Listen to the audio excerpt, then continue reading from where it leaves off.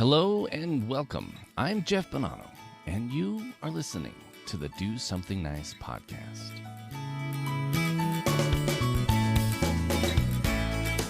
Do something. Something. Do something.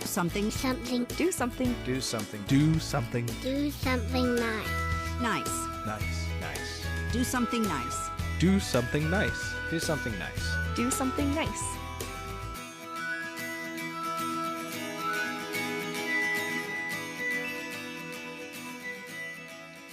Hello, my friend. I'm so glad you could join me today. Let me ask you something. What kind of day are you going to have today? Or, if this is the end of the day, how was your day? Now, if you said pretty good or amazing, then just know I'm so very happy for you. I hope this podcast just adds to that wonderful day.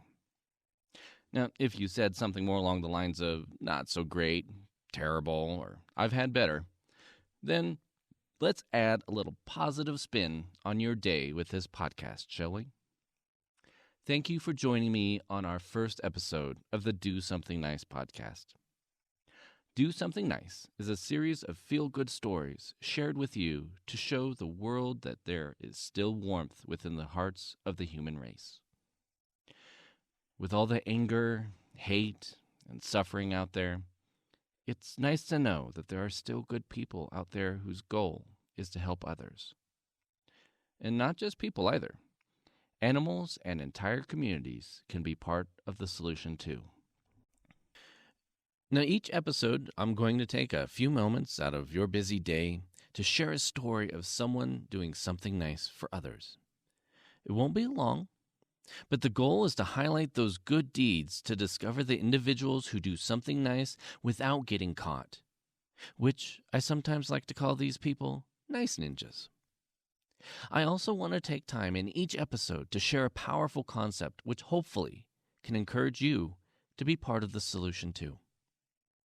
It doesn't matter what your social status is or what your faith may dictate. I don't care about your gender, race, what you do for a living, how much you make, what clothes you wear, or even if you made mistakes in the past. It's all okay. Starting today, I'm telling you that you have the chance to accept my challenge. And that challenge is, and I'll remind you in every episode, to do something nice for someone without being caught. So basically, something nice without the goal of receiving recognition for your random act of kindness.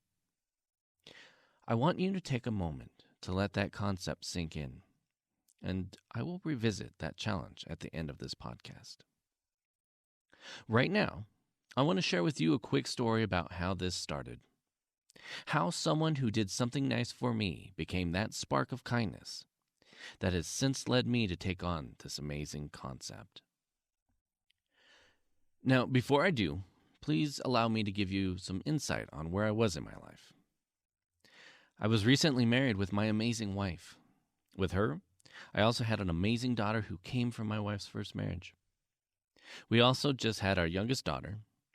We were a family of 4, plus a few dogs. But things were not always very easy. We actually, at times, were struggling to keep our head above water, and there were times where it felt like things were very, very, very tight. I know some of you have gone through the same thing. Maybe you currently are. I know you know what that feels like. Or you know somebody that knows what it feels like. I do have to say, thankfully, we had each other. But honestly, financially, sometimes I don't know how we did it. Between medical bills, utility bills, credit card debt, student loans, and let's not forget needing to feed everyone, provide clothes and a roof over our heads, my wife was still at home with the baby. I at times had been working 2 jobs, but it still wasn't enough. Definitely not from a lack of trying, that's for sure. We were trying so hard to keep our finances in order and keep our wits in check.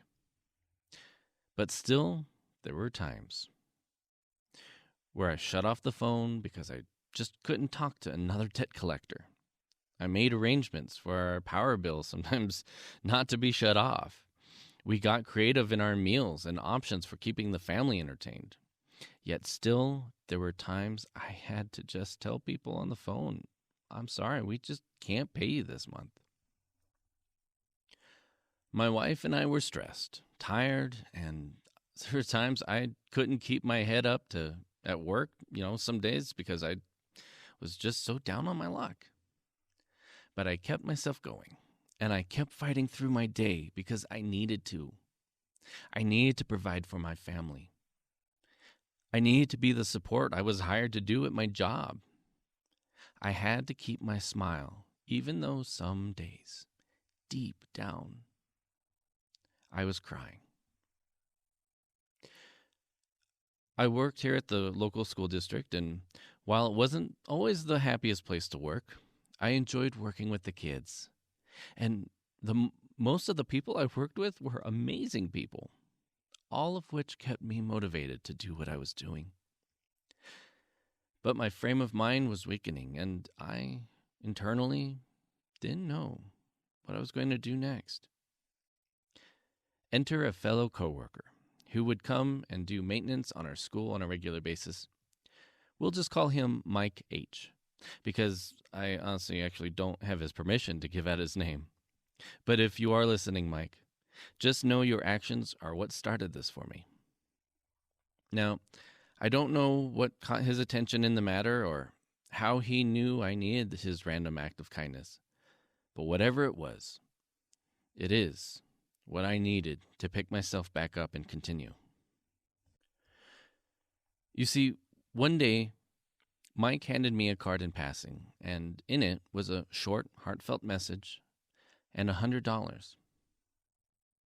When I looked up from the card, I was mixed with emotions, but the first thought was, I couldn't accept his hard-earned money. That money was his. He worked just as hard, if not harder, in his job. I didn't know what his living situation was, but I knew he didn't just go around and have the money to hand everyone $100. And yet, here I stood in front of just another man who walked the same earth, breathed in the same air, but was willing to write a card and put some of his paycheck into it, then hand it to me. I didn't know what to say. Obviously, the immediate response was along the lines of, thank you, and I can't possibly accept this, and even if I did, this is too much. But as I did speak, he stopped me and told me he knew I needed it and that he had been there too. He told me how someone had given him that $100 when he needed it, and now he is simply paying it forward. I was humbled by his words and his kindness, and while it was hard, I accepted his generosity. I also told him I would pay him back as soon as I could. I don't want it, Mike explained to me.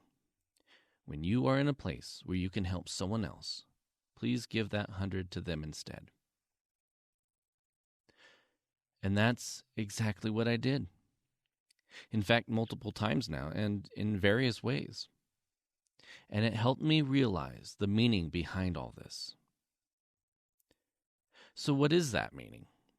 Well, it's not a complex formula or an abstract theory that requires a doctorate in some unique psychology program. It's actually rather simple and has been said in various forms over the years. I think the best way to describe it is with a quote from Sir Winston Churchill, which is, "We make a living by what we get. We make a life by what we give." Process that for a minute. We make a living by what we get. We make a life by what we give. So, through your days, I know you work hard for your money, and every dime counts sometimes. I mean, how are you going to keep your head above water yourself? You can't possibly give money to others right now, right? Maybe you can. Well, it's not always about the money.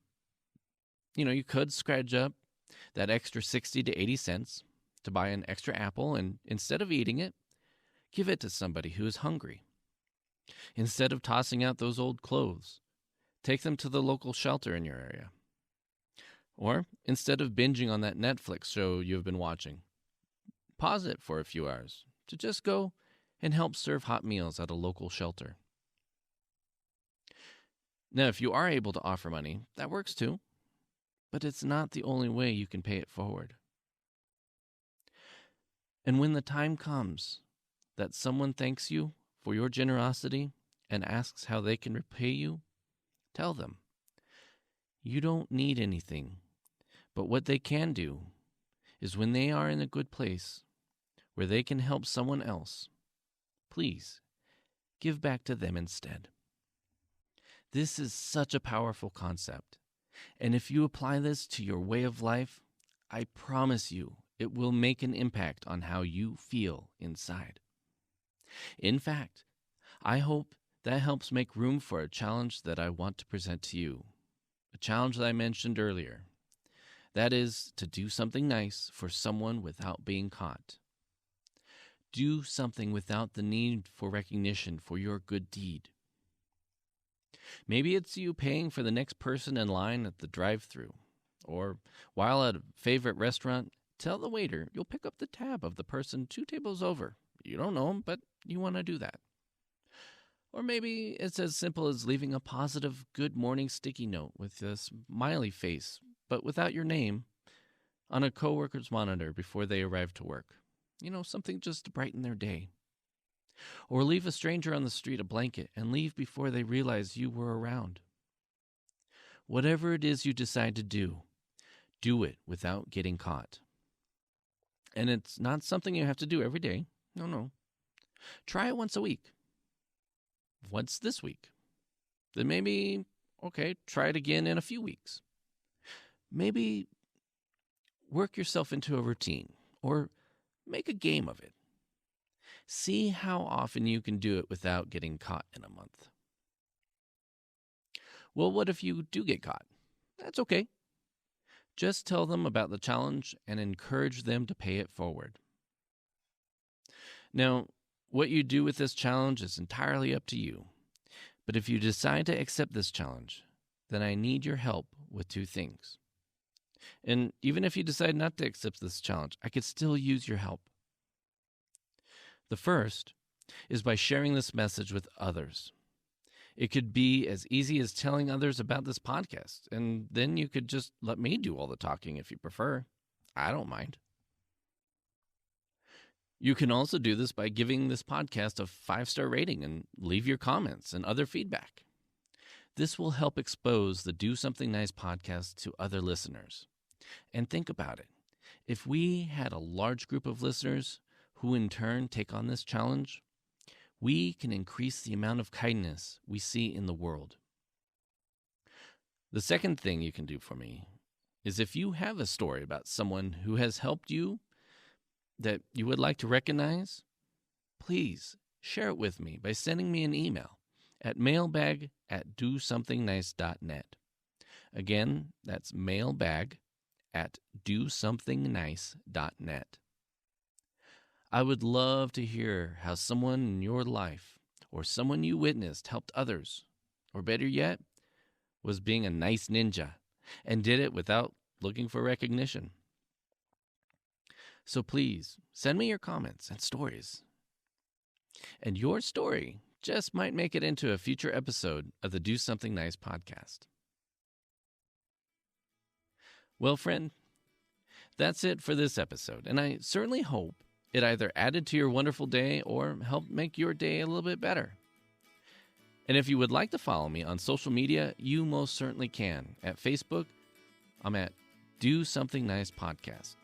On Twitter, at Be a Nice Ninja. Or you can follow my personal Twitter account at Jeff Bonano. You can also find this podcast at dosomethingnice.net. And lastly, I want to give a shout out to the Sparks of Interest podcast for being the cornerstone of developing this podcast. If you would like to hear what sparks my interest, you can check us out wherever you listen to your podcasts or visit myself and co-hosts Dennis and Peggy by going to sparksofinterest.net. thank you so much for listening, and remember to do something nice and be a nice ninja. Take care.